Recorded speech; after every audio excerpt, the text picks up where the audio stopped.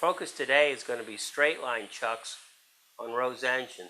Straightline machine is a beautiful old engine turning machine that does unbelievably great work. But when you put a straight line chuck on a Rose engine, you can get all types of different work. People typically think of engine turning using a straight line chuck on a Rose engine, but you can do beautiful, beautiful woodworking on a straight line chuck on a Rose engine. We're going to demonstrate that today.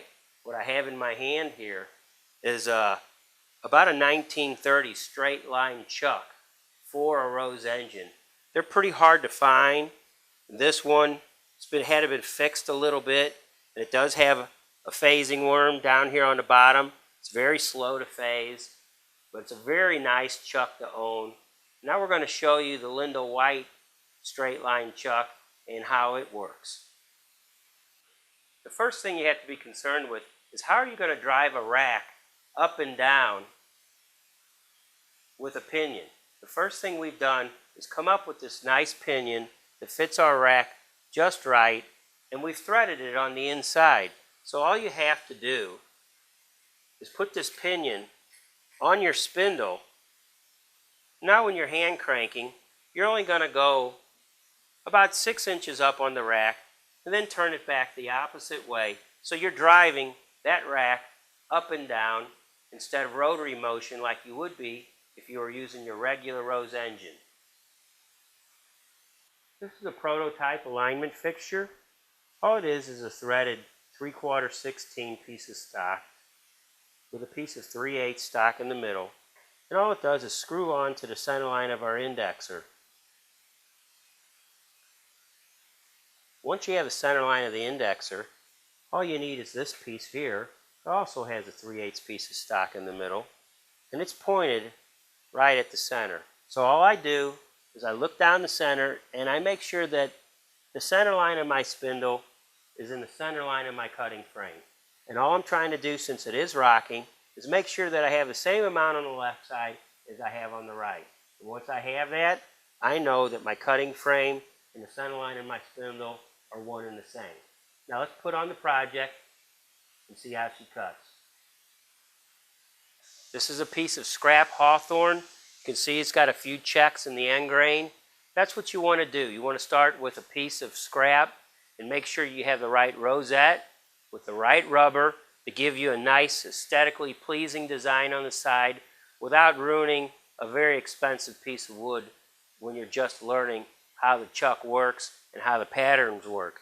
Now, the pattern that I've chose for the side right here is a very large diameter rubber. It's giving me this really nice wavy look I like to call fish scale.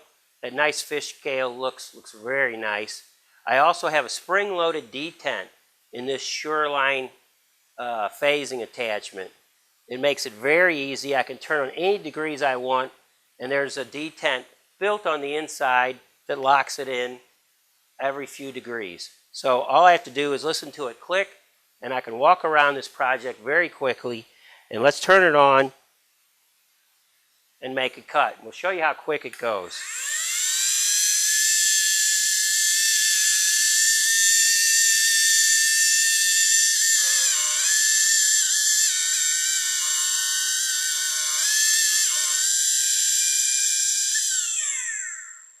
That was about a 30 thousandths diameter cut, deep cut, and all I do is move this 5 degrees,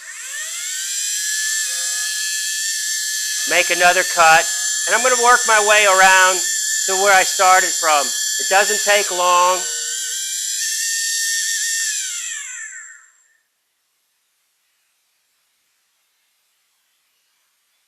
And it only takes a few minutes before I've started working around here, and it's starting to look pretty good.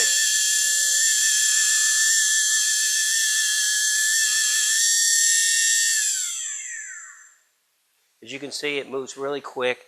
It's very easy. All we're doing is running up and down this rack a few inches in each direction. You don't have to go back to the bottom and start to cut over. It cuts the same whether it's going up or whether it's going down.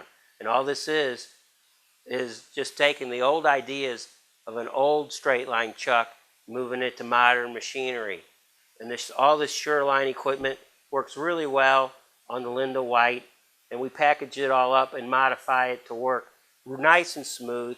And you can tell your cuts really nice with a couple of new carbide inserts in your cutting frame, and it really makes an aesthetically pleasing look for the outside of a small vessel like this. It's perhaps 4 inches in diameter, something that would look really nice like a cookie jar. Thanks for coming.